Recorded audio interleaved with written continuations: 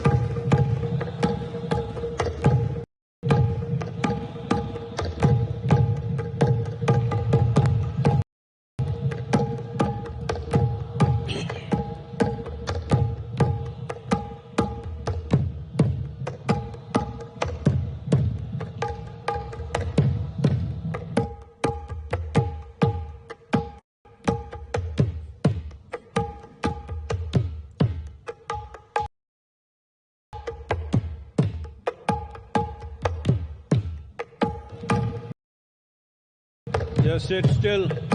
Keep your eyes open and sit still. அசைவில்லாம உட்காந்துக்கணும். கண்ணு திறந்து உட்காந்துக்கலாம். அசைவில்லாம உட்காந்துக்கணும். Just sit still, eyes open.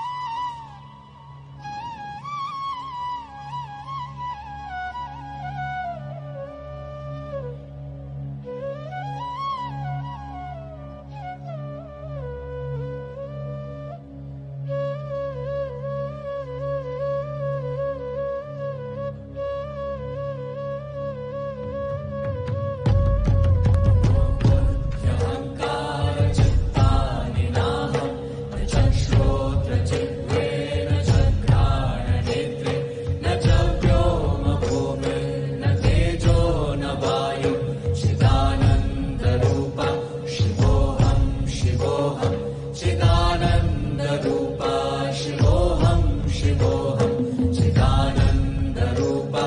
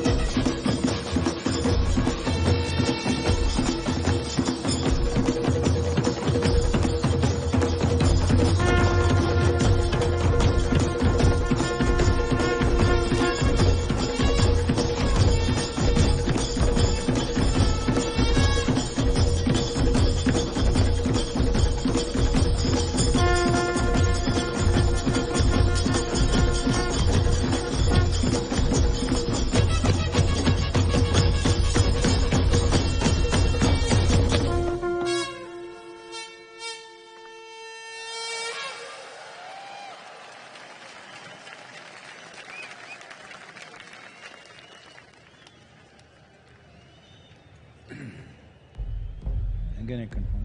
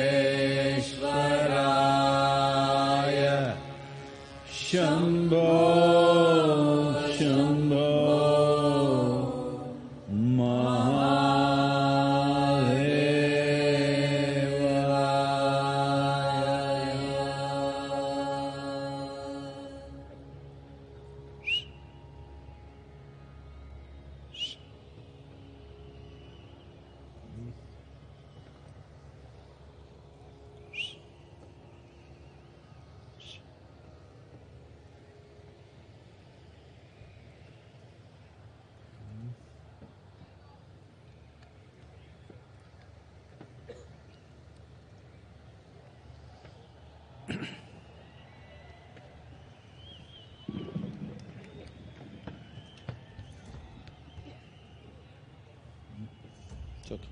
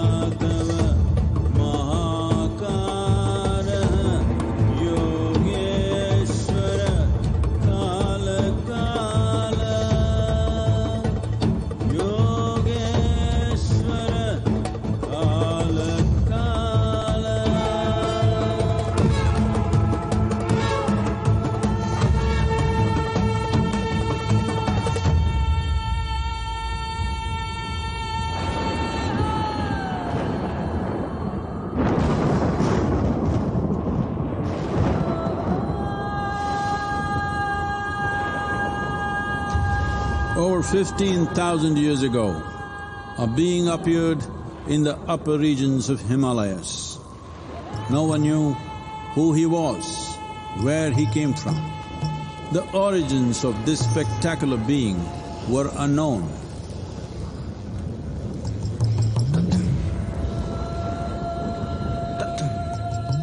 When his ecstasy allowed him some movement, he danced wildly.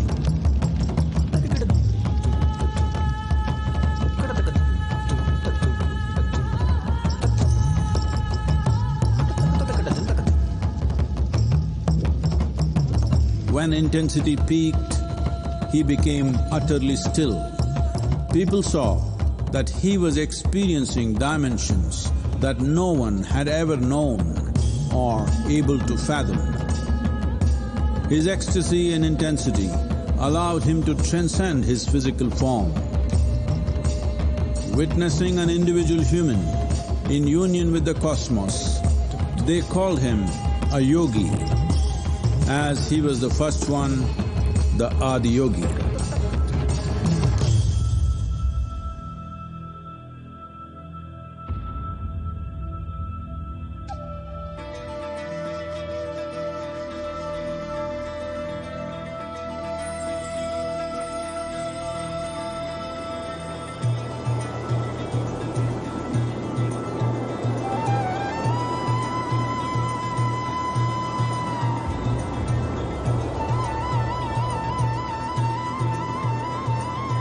When his stillness lasted for years on end, curious onlookers melted away.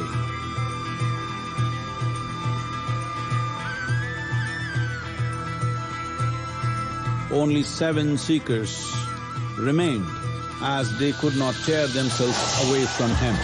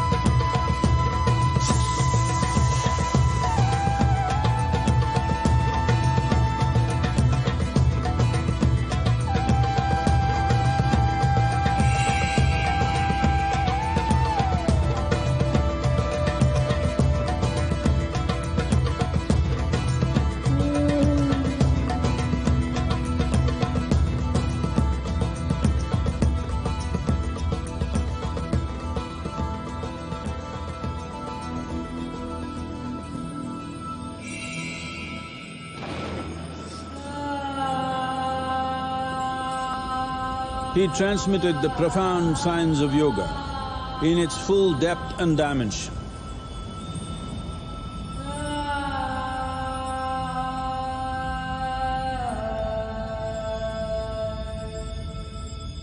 He expounded 112 methods of attainment, offering his disciples access to the deepest innards of creation.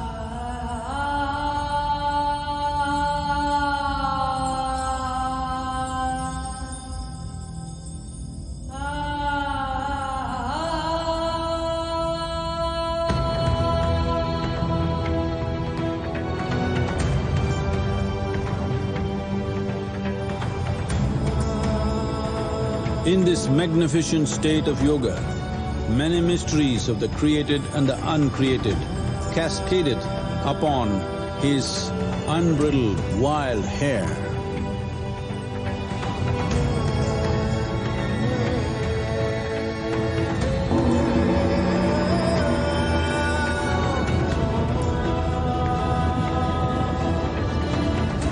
It was a vision of the very core of the cosmos in all its profundity and magnificence, a vision of the unfathomable mysteries of the universe, a most overwhelming vision the sages and Devi Parvati had ever witnessed.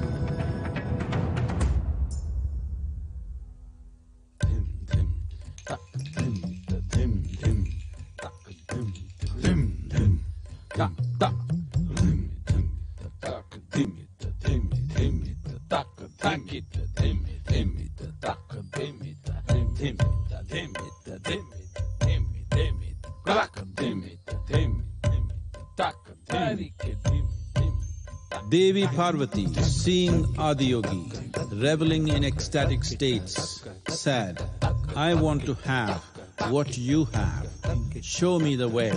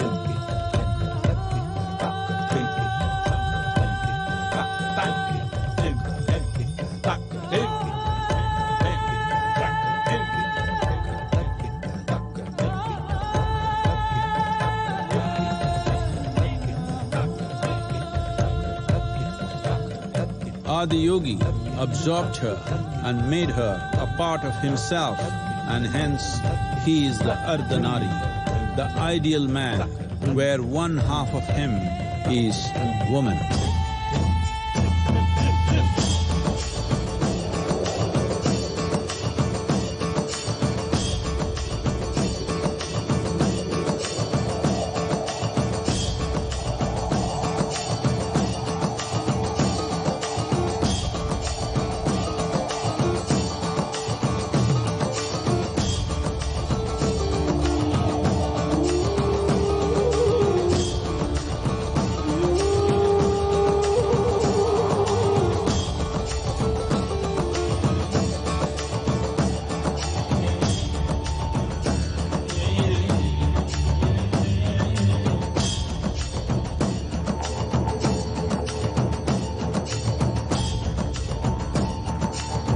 Seeing the splendor of this magnificent union, Ghanas, his constant companions, asked, "What about us?"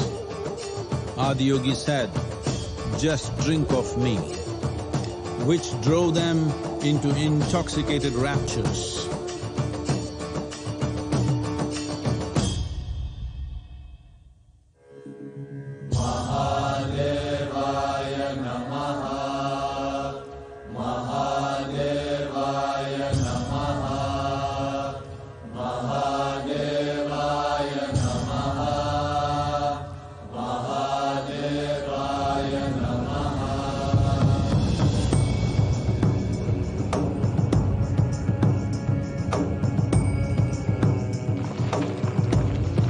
Seven sages, the Saptarishis, took the sacred science of yoga in all its forms to human habitations across the planet, which turned into crucibles of civilization.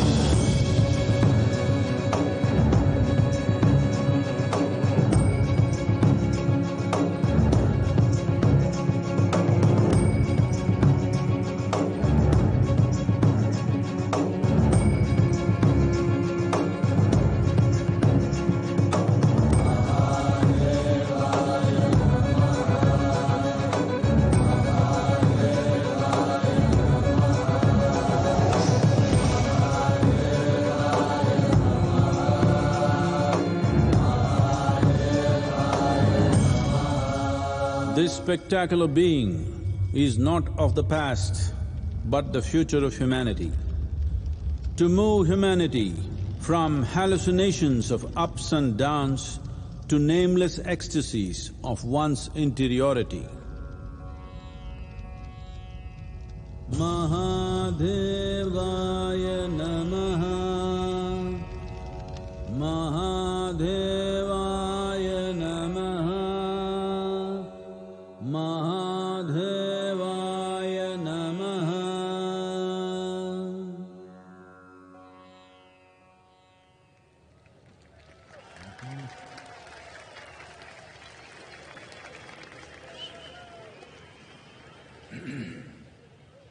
Each year, ladies and gentlemen, we try to have an interactive session, and we have received some questions from our viewers online and would like to request Sadhguru to address a few.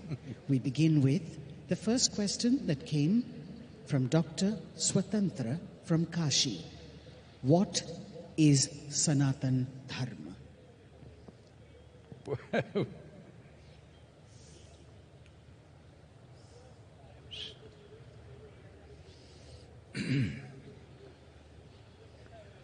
Jaya Jaya Jaya Mahadeva.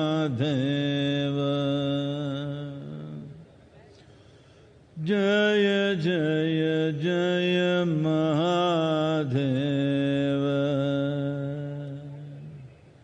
Shiva Shankara Adi Anant. Shiva Shankara Adi Anant. Jaya Jaya Jaya.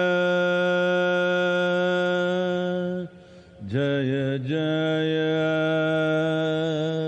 Jaya Jaya. Jaya Jaya Jaya Mahadeva. Jaya Jaya Jaya Mahadeva.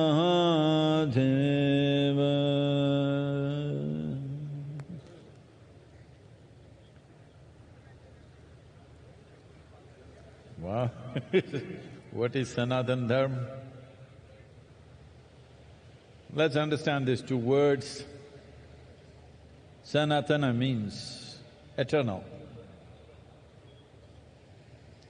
Dharma means, not as it is being interpreted today, dharma means the law, that which rules. Sanatana Dharma literally means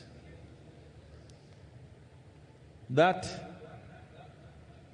framework of principles or laws which rule life eternally. There are certain things which are seasonal. There are certain things which are generational. There are certain things which belong to different eras. But there is certain aspect of life which is for always, certain framework, certain laws which are for always. So today, maybe particularly in the political atmosphere, it is being seen as a certain identity. Sanatana means eternal. How can something be eternal unless it's all-inclusive? If something has to be eternal, it has to be all-inclusive, there is simply no other way. This and that cannot be eternal. Only that which embraces everything can be eternal.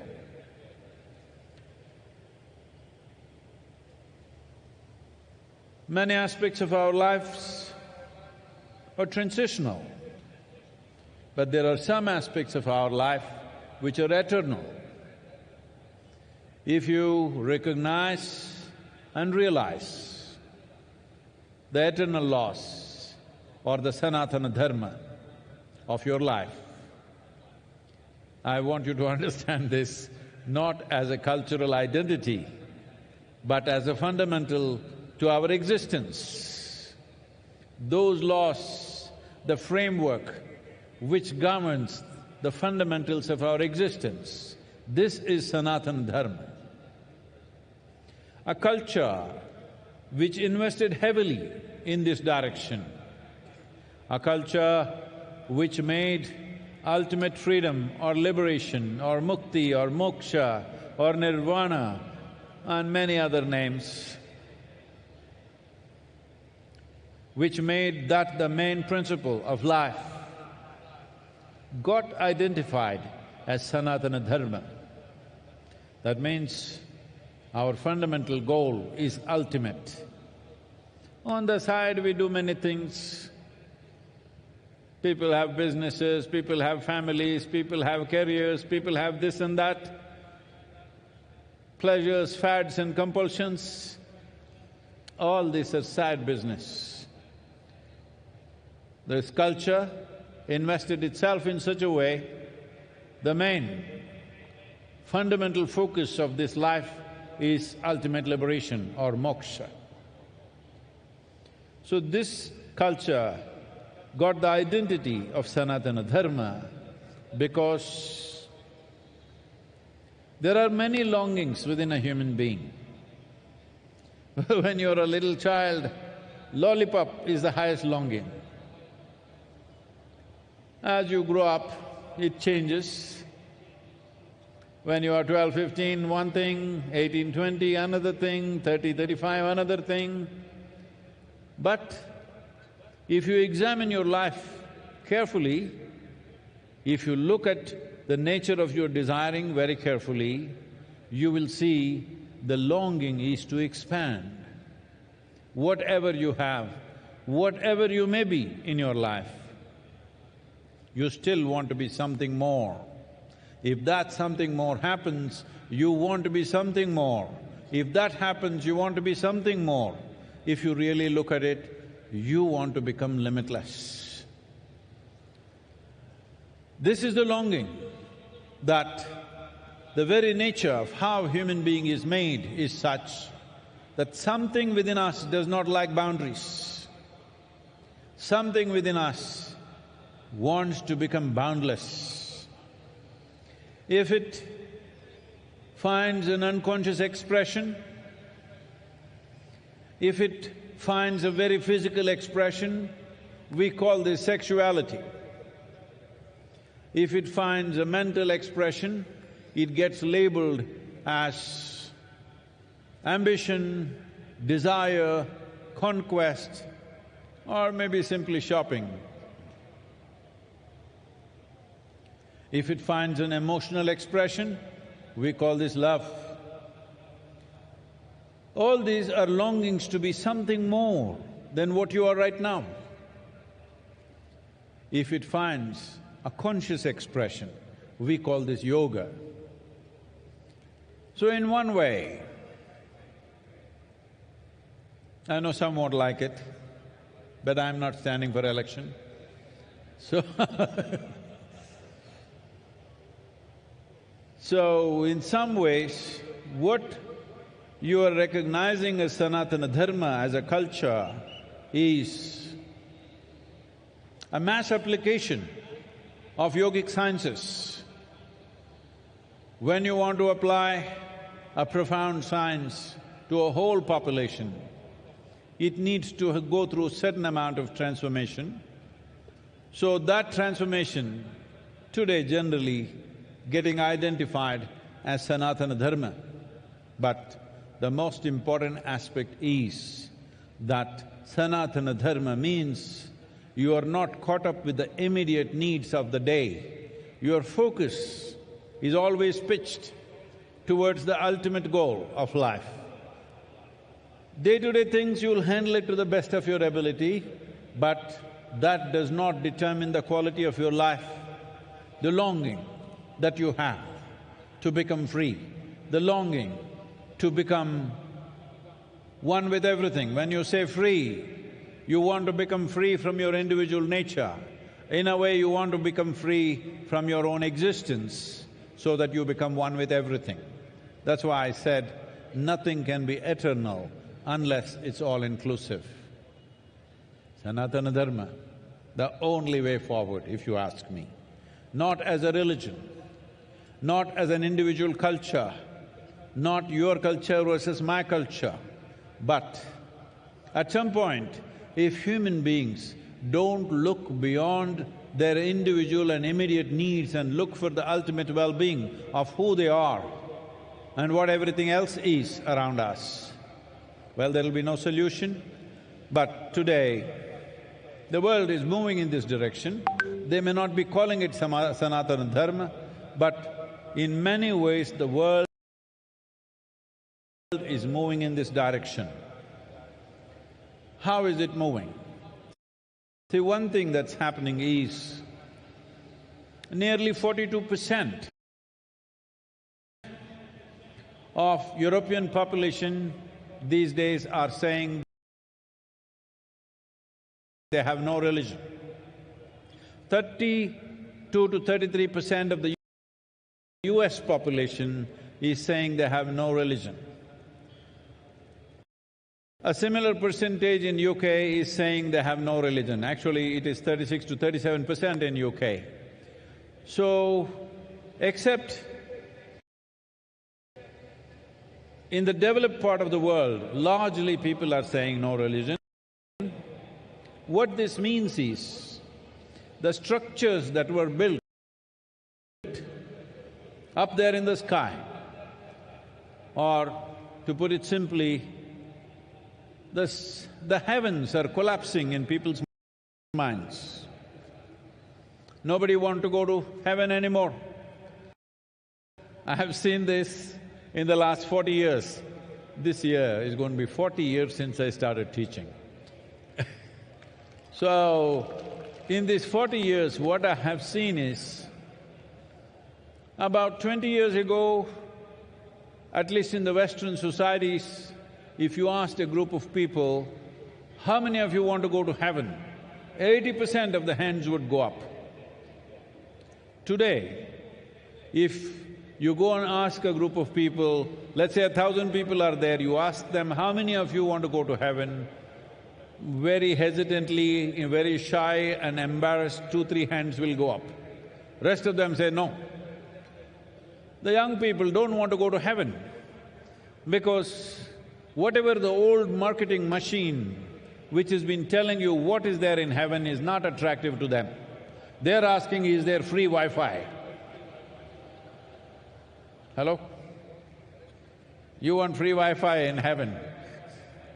So because of this, in people's minds, heavens are collapsing. When heavens collapse, what will fill the gap? The immediate gap will be filled by alcohol, drugs and other things, because people are trying to make something out of their life. But they will tire of that. The more intelligent will look beyond that. Those who indulge also will get tired of it after some time, but it'll take its toll, unfortunately. Then what is it? Then people will look for the science of well-being. That is what he stands for. This is why I said, Adi-yogi is not of the past, but a phenomenon of the future. Though it was well over 15,000 years ago, what he offered is a scientific, technological solution for the subjectivity of the human being.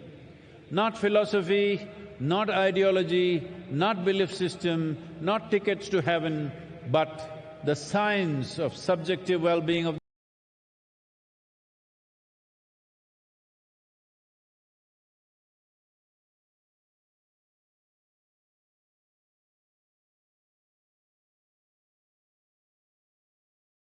They were not allowed to think, especially ladies.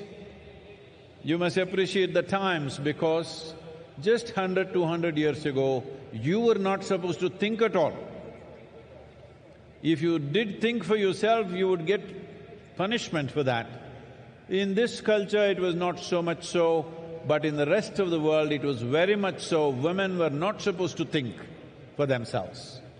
So women are beginning to think for themselves. What it means is, straight away, 50% of the world's population has come into thinking process. So that's not a small thing. And now that people are thinking for themselves, once you think, however crazy you think somebody is thinking, there is a logical process to their thought process. So now, seeking solutions Even subjective solutions in a more logically correct way or a scientific manner will naturally come forth. When this happens, Adiyogi becomes super significant because he's already ready with his tools, 112 ways. So, this is Sanatana Dharma as a science. As a culture, it functions differently. We don't have to impose our culture on anybody. But science is not an imposition, science is a solution. So in many ways, the future of the world is in Sanatana Dharma, but don't try to rub it on them saying that you must take up my culture. Not necessary. The important thing is they look for ultimate well-being, not for immediate well-being. That is Sanatana Dharma. Sadhguru, you say that you are always stoned. What is that? I'm sorry? But you look more stoned than usual on Mahashivratri. What's happening with you, Sadhguru? Asks Iliad from Lebanon. These Lebanese people.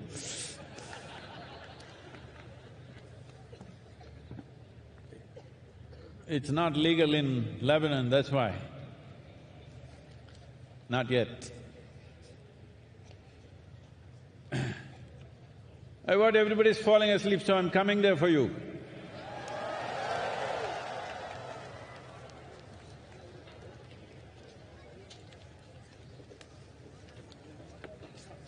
Some Lebanese lady is accusing me that I'm more stoned than usual. I want to show you I'm doing fine, huh?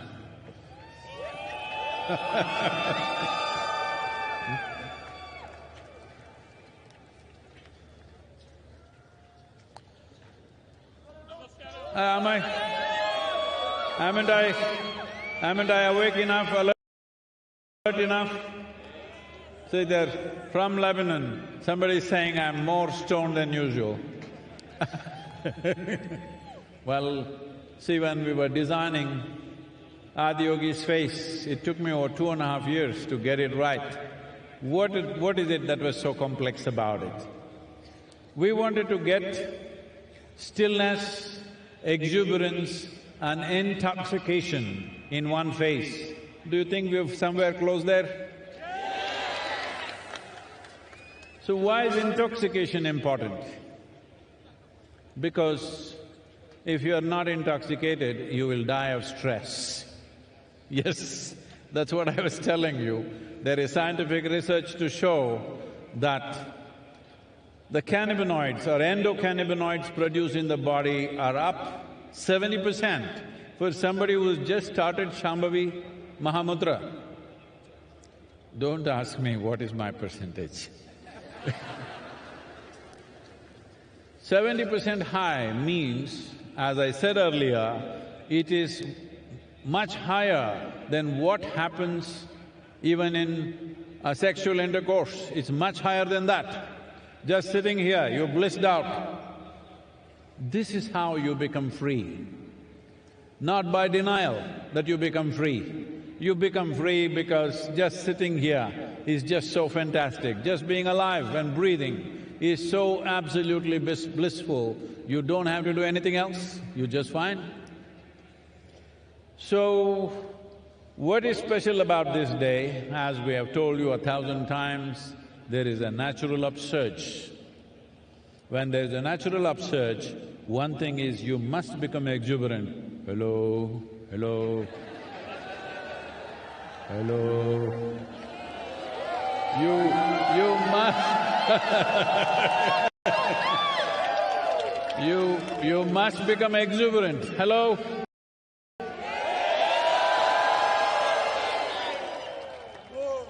Exuberance of life. Exuberance of life is wonderful, but if there is no stability, it'll become madness. So, you must become still. You must have the capacity to sit still. I'm sure you can do that. And you need to be little intoxicated, otherwise you can't do these crazy things, hello.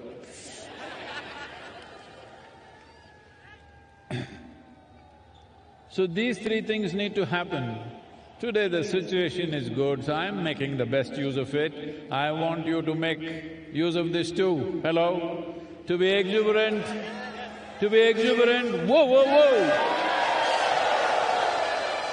To be still and intoxicated. Let's make it happen.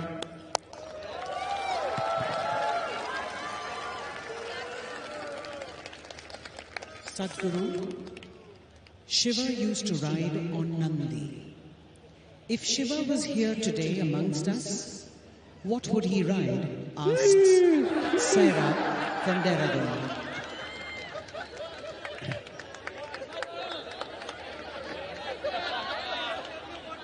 See, unfortunately, because these things were all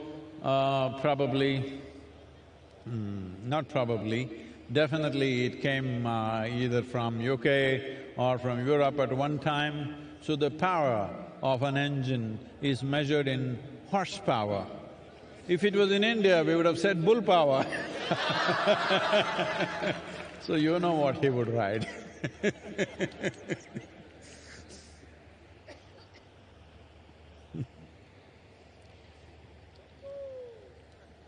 Iyad from Lebanon asks, Shiva is the destroyer. Why do we worship the destroyer? Isn't this anti-life? Why is this Lebanese girl after me like this?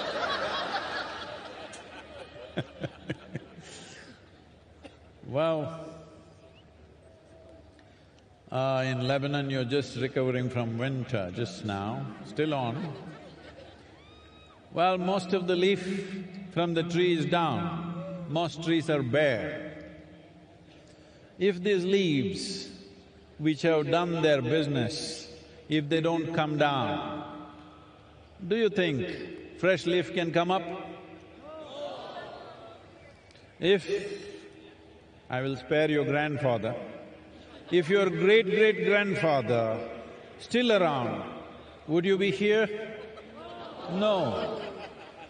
So, the process of life is sustainable only because it is an ongoing cycle of creation, maintenance, destruction.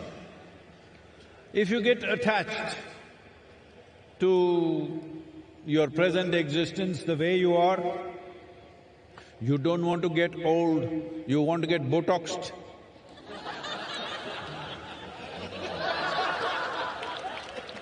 You don't want to look old. What's the problem?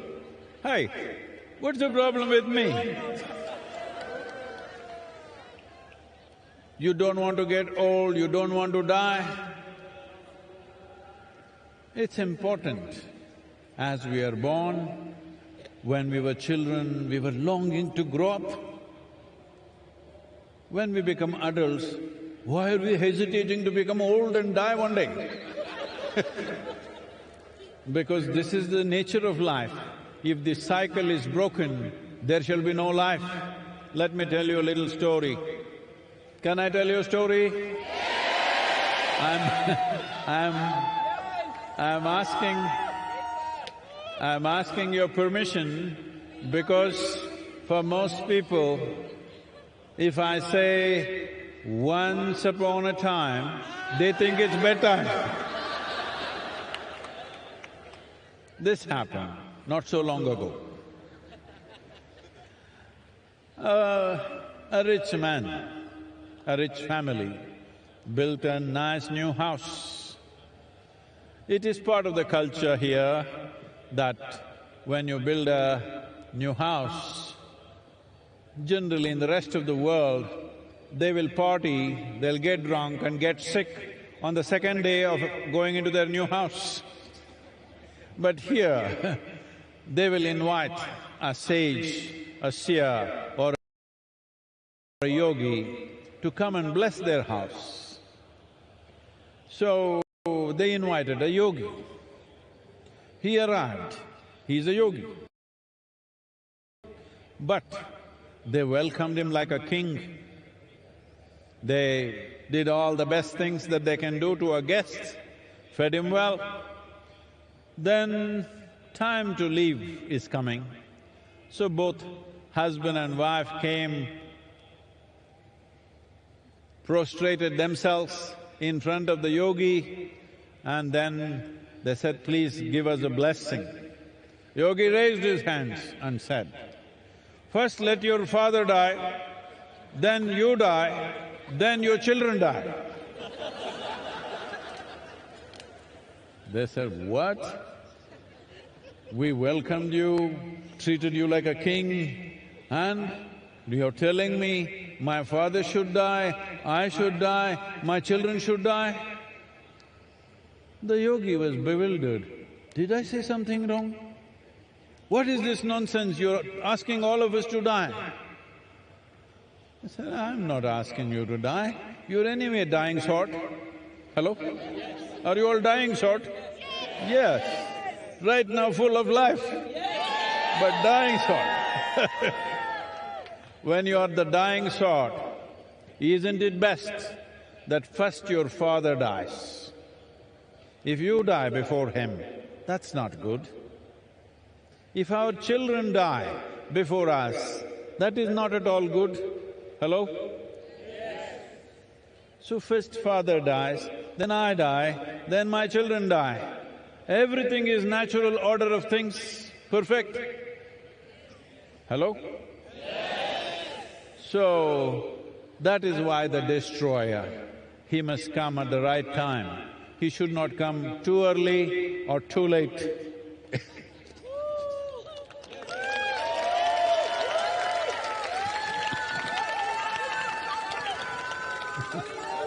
Lokesh from Delhi asks Sadhguru, Himalayas and Kashi are more closely associated with Shiva.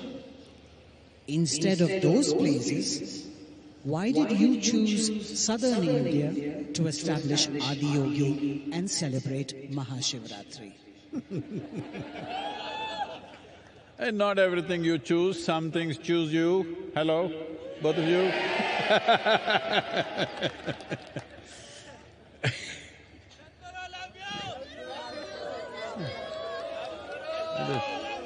This Lebanese lady has a lot of questions, let me answer.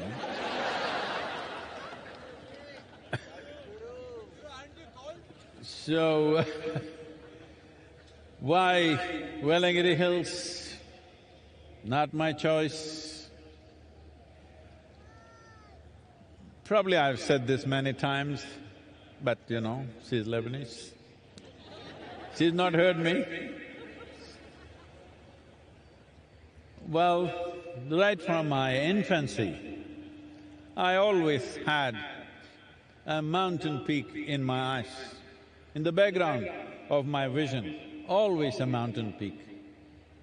This'll sound crazy, because till I became 16 years of age, I thought there are mountain peaks in everybody's eyes, because it was always there. When I'm awake and asleep, it was always there. When I was around 16, you know, that's when you really start talking. Then I realized nobody has mountains in their eyes, just me. So I started trekking. I trekked Western Ghats, almost every peak. In these 1700 kilometers from Karwar to Kanyakumari, I did 11 times. And climbed every peak. Then I realized I'm not finding it, it's somewhere else. Then thinking it could be, because everybody in India was talking about Himalayas. So when I was 19, for the first time, I went to Himalayas. The moment I saw those peaks, I know it's not there, because they are very different in their structure. But from the age of 19, 27 years, every year I trekked in Himalayas. So you're asking, why am I not feeling cold? That's why. Because I'm internally air-conditioned. both, cold, hot. So, we went on looking for the mountain. After some time, it's almost like I'm not going to find it. In 1987, for the first time, I landed in Coimbatore and I just got off a night bus at around 3:45 in the morning and it just blew me away. I just sat in a place and lost myself for almost an hour and a half. Then I knew it's somewhere here and we started looking. I found it in 1993. I saw the peak, probably you have not seen from here. If you go a couple of kilometers this way or this way, you will see the seventh hill. Once I saw that peak, the peak in my eyes disappeared and I knew this is the place. At that time, there were no roads, simply not approachable. We just… an open piece of land. I just said, this is the place. We didn't know who owned it, we did not know it's available or not. But on the 11th day after I stepped in on this land, we had registered the land in the name of the foundation, and since then, there's been no looking back. So, I'm not all choice, I'm a slave. Blissful, that's all, but slave.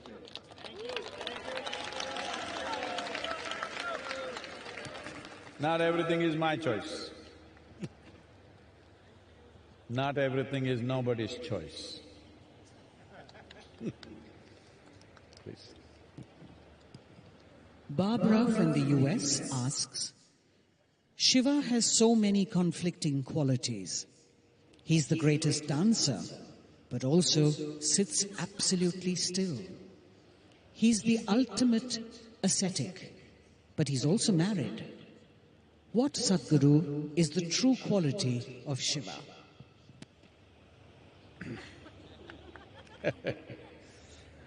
Well,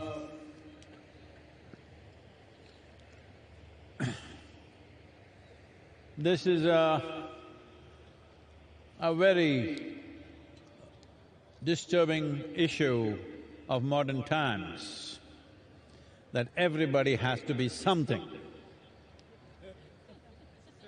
You can't just be just like that. You got to be something. Everybody wants to nail you with one quality, but that's not the nature of a human being. One moment you're wonderful, another moment you're nasty. Hello? You do that or not? Another moment you're blissful, another moment you're a little pensive. So many things. A human being can be so many things, but we are always trying to nail one quality on somebody. Somebody is a good guy, somebody is a bad guy. I have never seen a good guy or a bad guy in my life. Everybody is capable of everything. Hello? But whole cultures are going about saying, these are bad guys, these are good guys. I said, you're bad guys, you okay?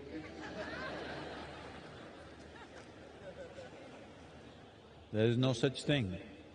This is the beauty of being human and this is the danger of being human, that you're walking, one step out, you fall on your face. Right step, everything is fine. This is so around you and also within you, every moment. This is why consciousness… So Shiva, or you call someone Shiva because he has tasted his nothingness. He has not just tasted his good and bad, he has tasted his nothingness. You definitely cannot call nothingness good or bad. Well, some people will name that also, nothing is bad, I want to be something. Well, If you are something, you become a quantity. If you become nothing, you become universal and eternal. Nothing means you must understand this by putting a hyphen between no and thing. You are not a thing. Are you a thing? You are not a thing. If you're just identified with your bones and flesh, you're a thing. But little more fire of life is happening within you. We can't call you a thing anymore. Hello? We can't call you a thing anymore because this is life. So Shiva is exuberant life. You cannot contain him to any particular value, to any particular quality, to this little one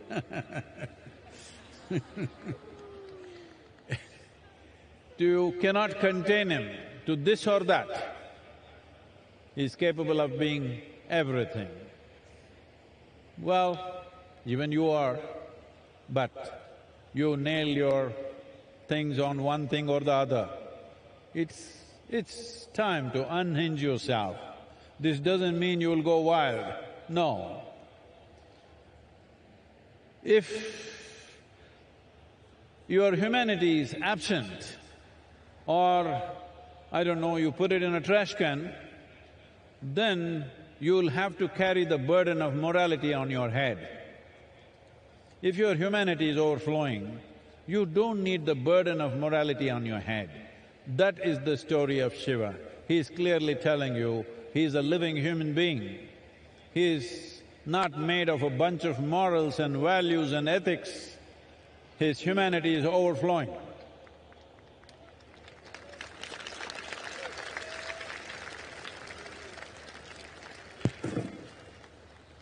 Sadhguru, we have time for 2 more questions.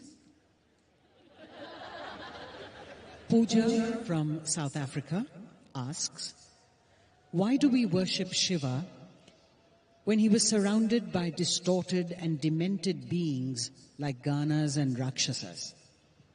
Like this.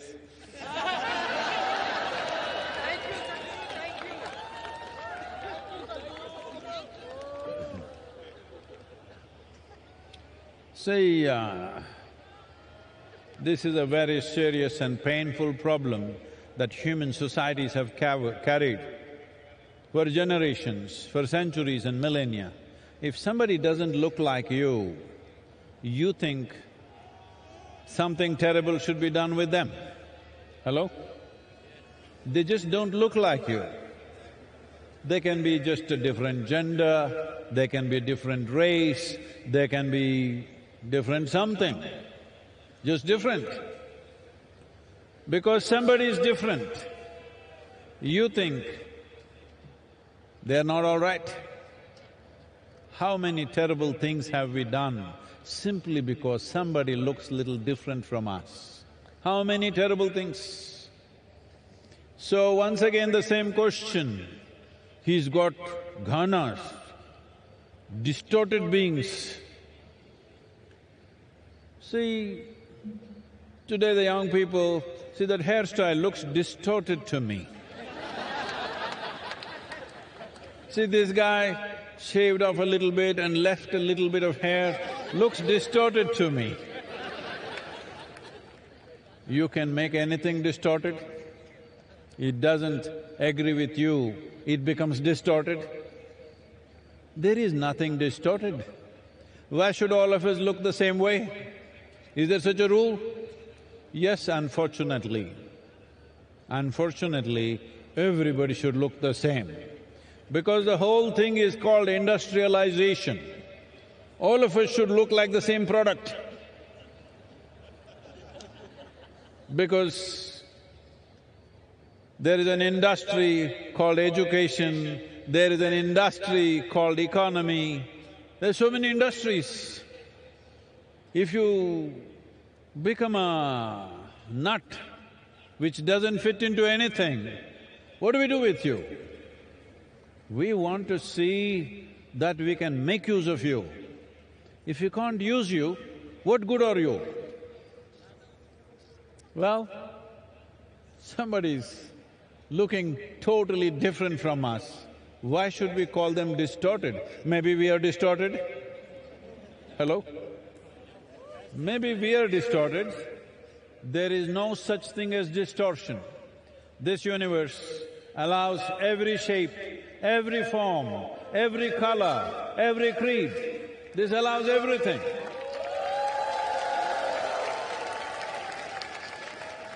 There is no such thing as distortion in this universe. Tell me, is planet Earth distorted? Suppose you look like planet Earth, are you distorted? I'll leave that to you. So, your ideas of distortion are rooted in your prejudice as to who is distorted. How do you know you are not distorted? Shiva himself was considered distorted. When…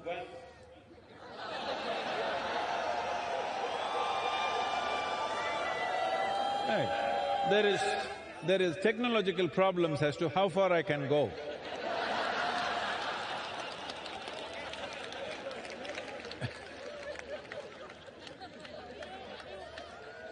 So, when like, today is LIVEMahaShivRatri, the ascetics see that this is the day when he became Achaleshwara. That means he became absolutely still, like a mountain he became. The householders, family people believe this is the day he got married, this is his wedding anniversary. Let me tell you something about his wedding.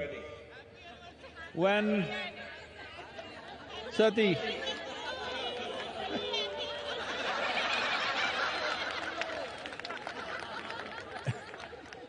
when his wedding was fixed with Sati, who was the daughter of a king, the father completely disowned the girl because she wants to marry this absolutely crazy-looking man with dreadlocks, ash smeared from head to toe, wears elephant skin around his waist, that too freshly skinned, still dripping blood. That's his clothing, that's his dress. So, the father said, "No way, you marry this man, it's finished." No, no, absolute no. And somehow she convinces the mother, and the mother, seeing the girl is absolutely in love, she yields to this and somehow the wedding is fixed. Then everybody who is somebody, all of them arriving, the local small kingdoms, princes, princesses, everybody in their best attire, all coming for the wedding. And Sati is all fully dressed up, everybody is ready. Then Adiyogi Shiva comes for the wedding. Full dreadlock, ash smeared, blood dripping from his elephant skin.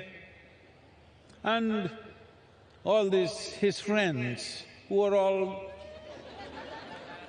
they even have limbs. They have limbs which have no bones, so you know what all they can do. Even though you got bones, see what all you do. If you had no bones, how many things you would do? They were doing all that. People just saw, "Oh my God, what is this?" And when he arrived,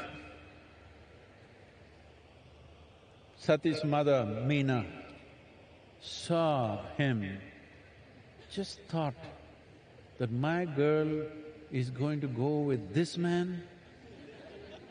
She just fainted. Then Sati knew this is going to be a disastrous marriage now. So she went to him and said, please take on a more socially accepted form. He said, what's wrong with me? He's a little… not drunk from outside, drunk from inside. Then she said, please, my mother has fainted. She will lose her life if she once again sees you like this. Then I said, okay, your mother, all right. And he transformed himself into a resplendent being. In that form, he was called a Sundaramurti. That means the most beautiful man. So,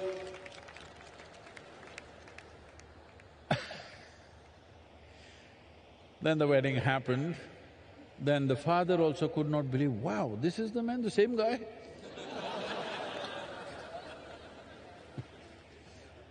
This has happened sometimes, hello?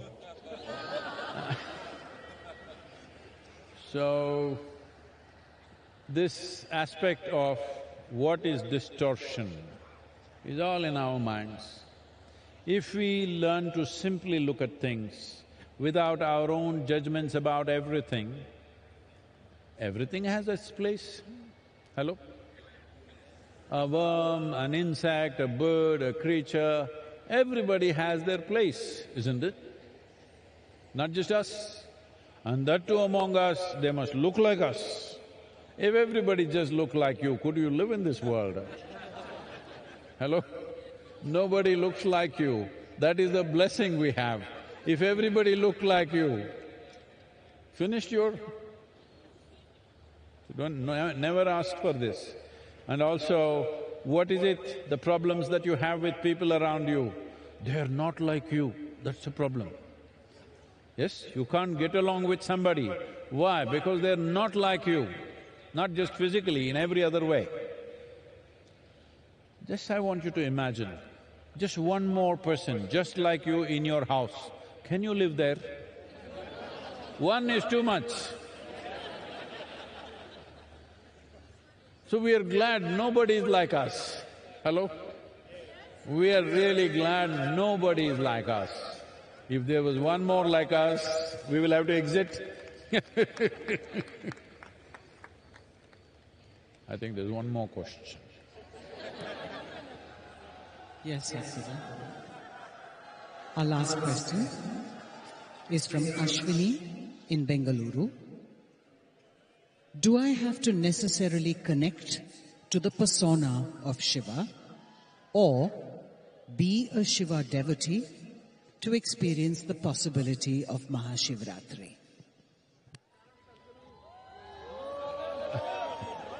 There is a question, huh?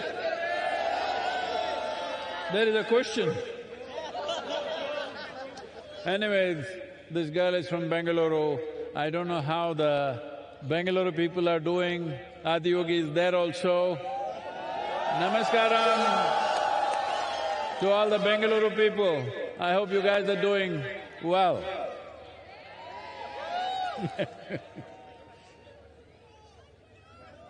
So, do I have to connect with Shiva or Adiyogi's persona? This is what we were talking about in the previous question. He has no persona. He can be any way he wants. He can be in such a way that it seems to be a disgusting form, or he can be the Sundaramurti.